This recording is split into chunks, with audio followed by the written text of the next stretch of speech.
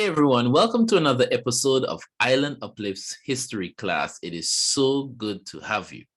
Now, in today's class, we will be taking a look as part of our study on the European rivalry.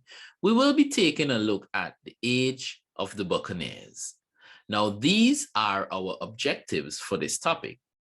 Firstly, we'll take a look at the rise of the Buccaneers, and specifically, we'll look at Buccaneer bases and the Buccaneers' role as the militia of the sea. Then we'll take a look at the English Buccaneers, the founding of Saint-Domingue, the Anglo-Dutch Wars, which lasted from 1652 to 1678, the French Buccaneers, and then finally, we'll take a look at the end of Buccaneering. So let's get into it. Now, you would have remembered this map from a couple episodes ago. It was known as the No Peace Beyond the Line map. All right. Now, the No Peace Beyond the Line policy was maintained for the first half of the 17th century. It eventually ended with a series of treaties between Spain and her other European rivals. Now, these treaties included the Treaty of Munster of 1648, where Spain recognized the right of the Dutch to hold colonies in the Caribbean, the Treaty of Madrid of 1670, where Spain recognized England's claims to Caribbean colonies, and the Truce of Regensburg of 1685, where Spain recognized the right of France to hold Caribbean colonies. Now, in making these treaties, Spain issued one major requirement to her European rivals. In order for these agreements to be successful, Spain asked that England and France in particular work towards ending a practice that was occurring in the Caribbean region that was affecting Spain tremendously. And it was a practice known as buccaneering. So what exactly was buccaneering? Well, buccaneering referred to the act of piracy committed by sea adventurers during the 17th century. These adventurers, who were known as buccaneers, held no allegiance to any nation and were based within the Caribbean region. Now, on very few occasions, buccaneers would be paid by a European nation to work as a mercenary. Most of them were either English, Dutch, or French in origin, with a few of them being Portuguese. As a result, their hatred and acts of piracy or buccaneering would have been against the Spanish. However, despite being European and despite being paid mercenaries at times, buccaneers were lawless men who opposed all authority. Now, the name buccaneer was derived from the Kalinago word bucan. Now, bucan referred to the wooden frame on which strips of meat were cooked and smoked. Now, these men would have made a living of hunting pigs and cattle in northwestern Hispaniola, which we know today as modern-day Haiti, and they would have made a living from selling these meats, these different types of meat, to visiting ships. These men were also known as freebooters by the Dutch and filibusters by the French. Now, there were a couple buccaneer bases throughout the Caribbean region, and there were some prominent ones. Firstly, there was the Providence Island base. Now, Providence Island was an early base which targeted Spanish treasure galleons that were going towards the Yucatan Channel on their way to Havana. It was destroyed by the Spanish in 1634, re-established after that, and then destroyed again by the Spanish in the year 1641. Then there was the Buccaneer base of Port Royal. Port Royal was founded by English buccaneers on the island of Jamaica who left Tortuga after the Spanish attacks there. Port Royal became the primary haven of commerce and trade for the buccaneers, as well as the primary port where their ships were outfitted in preparation for Spanish attacks. And then there was what many describe as the predominant, the popular, the big one, Tortuga. Now, the first buccaneers from Western Hispaniola sought refuge from the Spanish on Tortuga Island from the year 1629. English refugees from St. Kitts and Nevis soon joined them, forming the first major and primary buccaneer base in the Caribbean. The French had also tried to impose their official rule over the island without much initial success, making the island a buccaneering center for over half a century. Now, I remember looking at the movie Pirates of the Caribbean, Dead Man's Chest, and I remember a particular scene where Jack Sparrow, the fictional pirate character known as Jack Sparrow, he was in dialogue with the antagonist, Davy Jones, and Davy Jones required of him payment or servitude because Jack Sparrow owed him a debt. Now, they made a deal where if Jack Sparrow gave him 100 human lives, then Jack Sparrow's debt would be seen as being paid. So Jack Sparrow was wondering where was he going to get these 100 humans? And then him and his first mate agreed that they could travel to the island of Tortuga, which was a heavy piracy base. So you see, even in popular culture, the island of Tortuga has been known as a heavy center of piracy and buccaneering. I just had to bring that in, right? Then the Buccaneers also had a huge base in Belize, and specifically in a group of islands off the coast of Belize, as well as within the Belize Barrier Reef, which is actually the second largest barrier reef on planet Earth. That's just a little geographical fact. And then, of course, the Bahamas Islands were a huge base for the Buccaneers. Now, the Buccaneer base in Belize was to attack Spanish treasure ships coming from Portobello towards Havana, and the base in the Bahamas was to attack treasure ships traveling through the Florida Strait. Now, the prominence of these ports in acting as buccaneering or piracy bases led to the occurrence of the golden age of piracy, which lasted from the 1650s to the 1730s.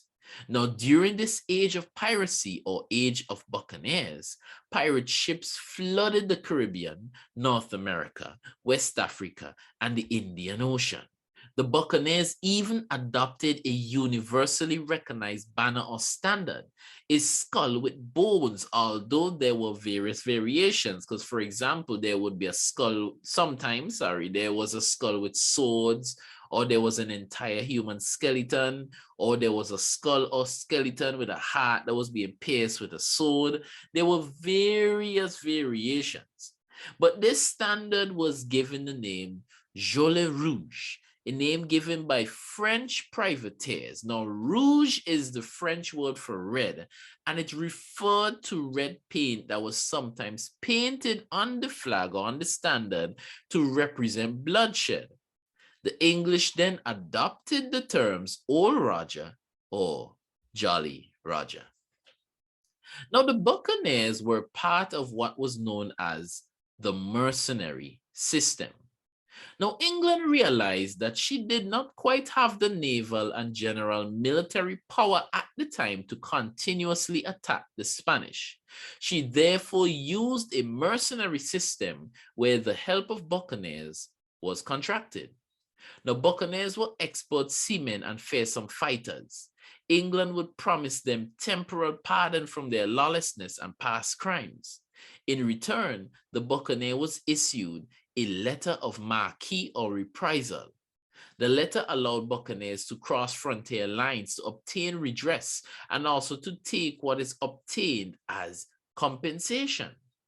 The buccaneer was also allowed to keep a percentage of what he took, although most of them actually kept every single thing that they took, all right? Because they were lawless men, all right? Now, the letter of marque or reprisal gave buccaneering a degree of recognition and respectability in the eyes of Europe, while making the buccaneers an even greater threat to the Spanish. This is why the British in particular had referred to the English buccaneers as the militia of the sea. Now, let's look at the English buccaneers. Now, who exactly became a buccaneer? Well, theoretically, anyone could have become a buccaneer. You basically had to try and make your way to either Providence Island, Port Royal, or Tortuga. However, buccaneers generally came from certain groups of West Indian settlers. Firstly, they came from St. Kitts and Nevis as refugees who escaped the Spanish attacks of 1629. Becoming buccaneers was their way of having revenge on the Spanish and of experiencing the freedom of raiding Spanish ships. That was probably so thrilling for them. Secondly, they were indentured servants, primarily from Barbados, who were running away to break their contracts. In escaping from their masters, to whom they were legally bound, they took refuge in the Buccaneer base out of reach of the law. Thirdly, they were small landowners, and they owned lands which were sized between 5 and 30 acres, and they lost their lands during the Sugar Revolution. Oh my. Fourthly, they were soldiers from Oliver Cromwell's army of 1655 who settled in Jamaica and became farmers. They desired adventure and plunder over farming, so they opted to become buccaneers. And lastly, they were just pure adventurers who were attracted by the freedom from the law and the expectation of profit. Now, the buccaneers were fierce, skilled, and ruthless in the crimes that they committed. They were unnecessary in the way that they carried out attacks and criminal acts, though. But buccaneer bases were also very masculine societies, and buccaneers were known to be quite polygamous without giving into any form of marriage. Many of them hosted wild parties and gambling sessions and sometimes squandered their loot in these sessions. And of course, drunkenness was part of their life. It was a common feature of the life of a buccaneer. Now, after the interregnum, when King Charles II was restored to the monarchy, the king sought to bring peace between England and Spain. However, the buccaneers did not adhere to this and they continued raiding Spanish ships. Now, secretly, Charles approved of this and allowed the buccaneers to carry out such actions, especially seeing that many of the buccaneers still had English letters of marque that they wanted to fulfill. Now, in the year 1662, something quite phenomenal happened. A force of English buccaneers left Port Royal, Jamaica, and they did the seemingly impossible act. They captured and destroyed the Spanish city of Santiago de Cuba.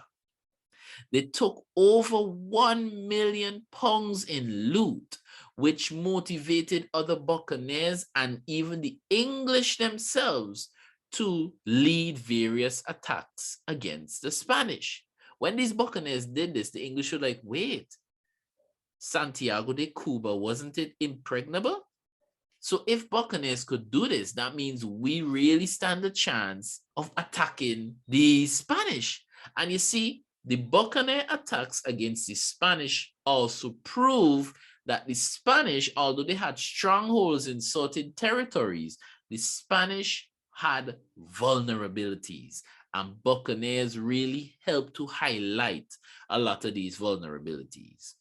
Then 2 years after this attack in the year 1664, King Charles II appointed Sir Thomas Modiford to be the governor of Jamaica. Sir Modiford recruited many buccaneers to fight against the French and Dutch. However, the buccaneers did not fancy fighting the Dutch, so they eventually joined in the Port Royal raids on the Spanish. However, with Modiford, the buccaneers were able to capture the islands of Tobago, St. Eustatius, and Saba, as well as the island of Tortola. Then in the year 1664, Modiford recruited the buccaneer who was known as Edward Mansfield, or Admiral Edward Mansfield. Mansfield captured Sancti Spiritus on the Cuban south coast and Granada in Nicaragua. He also recaptured Providence Island from the Spanish in the year 1665. Then 1 year later, in the year 1666, Mansfield died, and his second in command took over from him, a man who became renowned as one of the most famous pirates and buccaneers of all time, Sir Henry Morgan. Now, Sir Henry Morgan was a notorious English buccaneer who led piracy expeditions throughout the Caribbean region from the year 1668 to 1674 officially, although he was in league with the Buccaneers until 1683. Now, Morgan began his buccaneering ventures as captain by carrying out raids from his base in Port Royal, Jamaica. These raids were carried out primarily along the southern coast of Cuba, the Gulf of Maracaibo, the northern coast of Colombia, and Puerto Bello, which was along the Isthmus of Panama. Now, Morgan carried out many raids that acquired immense loot, with one raid acquiring as much as 300,000 gold coins and a further 100,000 coins as ransom money. And the Spanish used to call these coins pieces of eight. That's just a little additional information there. He also sacked the town of Rio Jaca in Colombia. He took the Spanish castle of San Lorenzo in Colombia, and he recaptured Providence Island from the Spanish, creating it once again into a piracy haven. He was infamously known, however, for his capturing of Spanish settlements in Panama. Though him and his men were outnumbered, they captured the main settlement there, which became a major threat to Spanish treasure fleets coming from Peru on their way to Havana. And remember, the Spanish would have gotten their silver, or most of their silver, from Peru. So this was a serious blow to the Spanish trade and the Spanish transport of their treasure. My Lord. Now, while Henry Morgan was in Panama, England and Spain made the Treaty of Madrid to appease the Spanish. Now, England tried to do this by firstly issuing a statement condemning buccaneering, and also by removing Muddyford from his post as governor of Jamaica. However, to be honest, the English were happy with the work that was done by both Muddyford and Morgan. Muddyford, just for a little show of them punishing him to an extent, Muddyford was locked up for a short time in the Tower of London, and then he returned to Jamaica and lived the rest of his life as a rich man, and he was declared a British hero. Then Sir Henry Morgan was then knighted and was declared Lieutenant Governor of Jamaica in the year 1674, and held that position until the year 1683, when he was removed by the crown for excessive drunkenness. You might take the man out of buccaneering, but can you really take buccaneering out of the man? Then in the year 1685, as part of their commitment to the Treaty of Madrid, the English sent out a squadron to capture buccaneers. They issued a decree that buccaneering was now punishable by death. Wow. They used the Port Royal Kingston Harbor in Jamaica as their central place for conducting such executions. This suppressed buccaneering tremendously, but it did not stop it. So let's look at the impact of the English Buccaneers. Now, the English Buccaneers helped in the process of breaking the Spanish monopoly in the Caribbean. They also disrupted Spanish trade and therefore the supremacy of the Spanish Navy. However, after the Treaty of Madrid, they became an embarrassment to the English, and even to Jamaica. This was because their continued actions caused rifts between England and Spain when both nations desired peace. But let's look at a historical event, quite significant event that occurred in Caribbean history, the founding of Saint-Domingue. Now, Saint-Domingue is what we know as modern-day Haiti, and just north of Saint-Domingue was an island, and we referred to this island earlier, known as Tortuga Island. Now, Tortuga became a buccaneering base in the year 1629. We already mentioned that. And here, cattle and pig hunters who were called buccaneers or bucan escaped from the Spanish to the island for refuge. Now, soon after the island settlement, many French buccaneers moved to live on the north coast of Hispaniola for the purpose of course, being close to the island. So these French buccaneers soon developed the first two French settlements of Port-de-Paix and Port-Margot. They developed plantations in these settlements. The Spanish tried to shut down the operations on the island, but they ceased such attempts in the year 1655. Now, in this year, Spanish troops had to assemble at Santo Domingo to fight against the English attack, which was led by General Venables. And we spoke about this in our last episode, so you can remember to check it out. As a result of this, many other buccaneering bases were set up in the Gulf of Gonaves along the long southwestern peninsula. Remember, the Spanish were now concentrating their efforts in Santo Domingo to protect the city from the English attack. So basically, Western Hispaniola, which then adopted the name Saint-Domingue, it was basically left alone. So as a result, the French settlers were able to occupy that part of the island. Now, when Tortuga was threatened by the Spanish, the Buccaneers could take refuge on the mainland, Hispaniola itself, and hide themselves among the peaceful planters. When the danger had passed, they would return to Tortuga and resume their activities. Now, planters would have also benefited from the Buccaneers. The planters like to indulge in unsuspecting buccaneering, gaining resources to help develop their plantations. This helped to give rise to developing settlements surrounding these plantations. Now, this relationship led to many settlements being established, with the French basically occupying Western Hispaniola. As a result, the French sought to claim the area, firstly, by placing a governor on Tortuga in the year 1640. This intervention led to the establishment of Tortuga and Western Hispaniola as a plantation base and not a buccaneering base.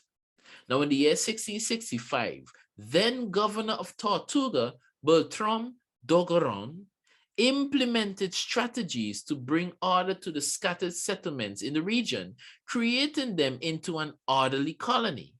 He also organized for thousands of settlers to travel from France and take up residency, establishing more settlements and plantations. This western part of Hispaniola, which was initially neglected by the Spanish, was now occupied by the French. They therefore decided to call it Saint-Domingue, which is the French equivalent of the Spanish name Santo Domingo. Now let's take a look at the Anglo-Dutch Wars, and we're specifically looking at the Second and the Third Dutch Wars. We actually took a look at the First Dutch War in our last episode, so you can ensure to check it out. Now, the Dutch Wars were primarily caused by commercial rivalry. We spoke about this in our last episode. The Dutch controlled the major trade ports and routes in the Eastern Hemisphere, and many other European nations depended on their expertise in trade and transport in the Western Hemisphere. Now, Oliver Cromwell fought the First Dutch War to break Dutch domination of trade and force them to accept, remember this from the last episode, the Navigation Acts. Now, this first war took place between 1652 and 1654. The Dutch was successful initially, but England became victorious thanks to the actions of her admirals who made the Dutch agree to accept English commercial regulations. This was done in the Treaty of Westminster of 1654. This treaty became one of the first treaties to implement international arbitration as a method of conflict resolution in early modern times. Now, despite the treaty, the Dutch still traded with the English islands. Many of the English settlers and even buccaneers preferred to do business with the Dutch. Now, this is also part of the reason why many buccaneers preferred not to attack Dutch ships, all right? But then there was a Second Dutch War, and this lasted from the year 1665 to 1667, just 2 years. Now, this second war cut the supply of slaves to the English islands. The Dutch admiral, Michel de Ruyter, attacked the slaving stations in West Africa. Naval blockades by the Dutch and their French allies in the Eastern Caribbean disrupted the export of sugar to England. Now, the English West Indian islands were involved directly in the fighting this time. They were not involved in the First Dutch War directly, because the First Dutch War was actually fought in European waters. But this Second Dutch War involved the direct participation of the West Indian Islands. Now, de Ruyter tried but failed to capture Barbados in April of 1665. However, he did capture 16 English ships in the Leeward Islands. Now, both the French and the Kalinago from Dominica attacked the English in the Leeward Islands. The inclusion of the Kalinago in the attacks allowed the French to capture St. Kitts, Antigua, and Montserrat from England. England were able to hold on to Nevis, and eventually they recaptured the islands of St. Kitts, Antigua, and Montserrat from France. Now, England and France retained their possession of half of the island of St. Kitts through the Treaty of Breda in the year 1667, with the retainment being completed in the year 1671. Now, the threat of a Dutch invasion on Jamaica is why then Governor Sir Thomas Muddyford sent out buccaneers from Port Royal. Remember, we just mentioned that a while ago. These buccaneers ended up capturing the islands of Tobago, St. Eustatius, and Saba in the year 1666. But in the year 1667, the Dutch recaptured the islands and then progressed towards capturing Suriname the same year. That's in South America, one of the Guyana's territories. Now, the Treaty of Breda of 1667 ended this Second Dutch War, and the European nations retained their colonies.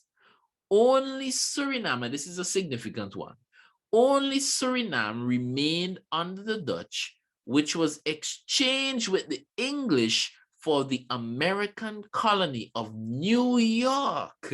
All right, so they say, okay, let's exchange. Now, the Dutch would have owned New York, but at that time it was called New Amsterdam. So the English had Suriname, the Dutch had New Amsterdam. So they said, okay, let's exchange. So the English now own New Amsterdam and the Dutch own Suriname, and Suriname was a heavy sugarcane producing colony. The English now own New Amsterdam, and it was changed to the name New York because the Duke of York at the time organized the colonization and development of that colony. So that's pretty interesting and significant. Then there was the Third Dutch War, which lasted a little longer from the year 1672 to 1678. Now, in this third war, the French changed sides. Listen, you're right. In these days, you really couldn't keep up with these nations. And you might think, okay, so this person is this person's friend, but no, every man was really for themselves, and they could switch at any time. All right. In this third war, the French changed sides and allied themselves with the English. Wow. Once again, the English had their supply of slaves cut, resulting in the Royal African Company suffering losses, and this will be discussed in an upcoming episode. Now, a peace treaty was signed between the English and the Dutch in the year 1674, as the English saw the Dutch as no longer being their main rivals. Now, in this treaty, the Dutch gave back Tobago to the English, but held on to St. Eustatius, Saba, and Tortola, thereby protecting them from the French. Now, the French had grown immensely in strength. We actually alluded to this in the last episode of how they grew so strong, right? And they were able to recapture Cayenne, which is modern-day French Guyana. Actually, Cayenne is the modern-day capital city of French Guyana, of the French overseas territory of French Guyana. They also attacked and devastated the island of Tobago. Now, in the year 1678, the peace treaty of Nijmegen marked the end of the Third War. This also signaled the end of Dutch dominion in global trade, forcing them into a minor role. The Dutch in a minor role? This is crazy. It also sparked the struggle for supremacy between the English and the French. So let's take a brief look at the French Buccaneers. Now, King Henry XIV of France failed to secure Spanish recognition of Saint-Domingue as being a colony of France during the Treaty of Nijmegen in 1678.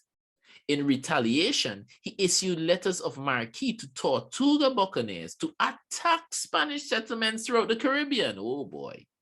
This marked the beginning of the era of the French Buccaneers. Now you see, the territory known as Saint-Domingue, which is modern-day Haiti, it was so important to the French that an entire age of French Buccaneers and French Buccaneer attacks started, all because of this particular colony, my lord.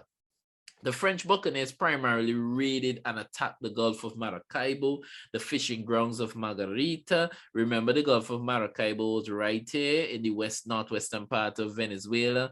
Then there were the fishing grounds of the island of Margarita. And then there were even attacks that were brought on the island of Trinidad. All right. And the biggest of all were attacks that came about in Veracruz. Veracruz in Mexico. Wow. Attacks were also attempted against Jamaica and Cartagena in Colombia. Now, the most significant of attacks came when the French Buccaneers attacked Veracruz. This allowed the French to capture significant wealth, resulting in the Franco-Spanish hostility seen in the Caribbean. Now, Veracruz was very significant. You remember when we spoke about Hernan Cortez and the Aztecs and the formation of Veracruz? It's along the coast. And Veracruz is a very important settlement here in the territory known as the Viceroyalty of New Spain, which is modern-day Mexico. Now, remember, this was the territory that Spain was getting most of their gold from. So Veracruz was an important city from which a lot of this gold was shipped. So it would have been shipped from Veracruz, it would have gone to Havana, and then it probably would have gone through the Florida Strait onward to Spain, all right? So the very fact they were able to attack Veracruz, that was significant, extremely significant. Now, it also led to the Truce of Regensburg in 1685. In this truce, the French promised to stop buccaneering in return for the Spanish to recognize French ownership of Saint-Domingue. Now, King Louis XIV then saw the buccaneers as being useless, wow, and became ashamed, thereby giving instruction to end buccaneering. Now, Jean-Paul Tarin de Coucy, who King Louis appointed as governor of Saint-Domingue, tried to stop buccaneering. However, it was his successor, Jean de Casse, who was appointed in 1691, who managed to end buccaneering in Tortuga. Now, he did it in a very interesting way. You see, the buccaneers were familiar with Ducasse, as he had led them in attacks against Jamaica and Cartagena. After the peace treaty of Ryswick of 1697, Ducasse persuaded the buccaneers to settle down and become planters in Saint-Domingue. He therefore helped to bring an end to French buccaneering, not through war, but through diplomacy. And then finally, we come to the section where we look at the end of buccaneering. Now, the Dutch were the first to break the Spanish naval power in the Caribbean. But after 1670, the French overcame the Dutch, becoming the principal naval power. Now, buccaneering showed the weaknesses of the Spanish Navy and helped to alleviate Spanish monopoly totally in the region. As the 17th century came to an end, however, and with the onset of the 18th century, buccaneering activities became counterproductive. They disrupted trade and hindered the development of many colonies, especially Jamaica and Saint-Domingue. As a result, the English and French, who had previously issued letters of marque to buccaneers, turned and opposed them.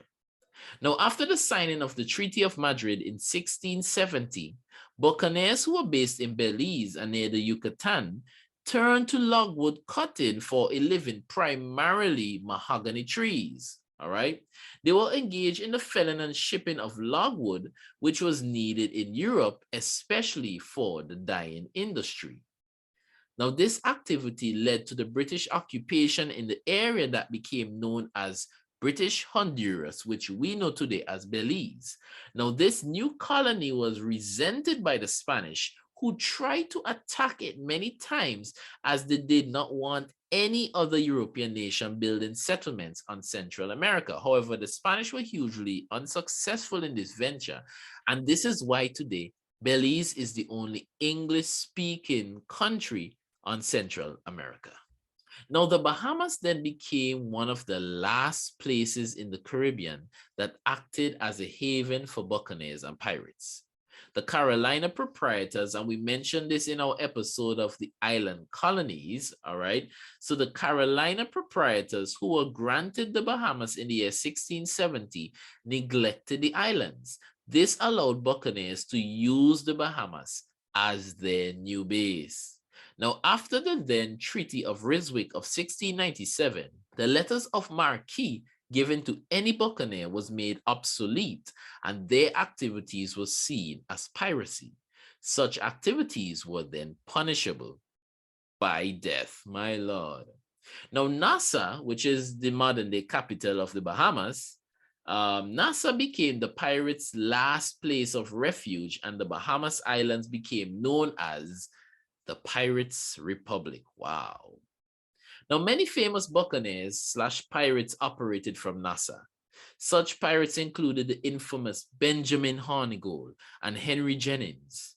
Now, Hornigold was especially influential as he was a mentor to famous pirates such as Sam Bellamy, Stede Bonnet, and quite possibly the most famous pirate of all time besides Jack Sparrow, and quite possibly the most famous pirate of all time, Edward Teach, who was also known as Blackbeard, who was the captain of the famous ship, the Queen Anne's Revenge. The buccaneering from Nassau continued until the year 1718. And by the way, this is actually the very year that Edward Teach, aka Blackbeard, died. Okay. So buccaneering from Nassau continued until 1718, when Woodes Rogers was appointed by the English as governor of the islands of the Bahamas. His efforts began suppressing buccaneering. Although acts of piracy occurred after, the practice of buccaneering as something popular and structured had ended. So in conclusion, the buccaneers impacted European rivalry and Caribbean history in a major way. Their presence and way of life and business was first seen as beneficial to European nations. However, after a series of treaties, they were seen as counterproductive, and their once sanctioned way of life became punishable by death. Their actions led to major political shifts within the Caribbean and even in North America, helping to weaken Spanish power and Dutch naval might, and helping to strengthen the English and French presence in the region as well as in North America. Now, the age of buccaneers helped to establish the colony of Saint Domingue, British Honduras or Belize, Suriname, and even New York. It also helped to further establish the colony of Jamaica. The age of the buccaneers came to an end as a result, and this is why these are some of the reasons why it came to an end. The age of the buccaneers came to an end as a result of a series of treaties which sought to establish peace among the European powers, especially during the aftermath of the Dutch Wars. Also, the destruction and sinking of the city of Port Royal by a huge earthquake in 1692, the transformation of Tortuga into a plantation society, the eventual capture of Providence Island by the Spanish, and the suppression of buccaneering in British Honduras or Belize and Nassau led to the ceasing of buccaneering bases in the Caribbean, and therefore the official end of formal structured buccaneering. And this is where we come to an end of our look at the European rivalry, and specifically looking at the age of the buccaneers. Now, in our next episode, we're going to look at an event or series of events that many Caribbean nationals know and have heard of before, and quite possibly they see it as the quintessential series of events that have shaped Caribbean history. So in our next episode, we will take a look at the Sugar Revolution. But this has been another episode of Island Uplift's history class, and I hope to see you in the next one. But for now, class dismissed.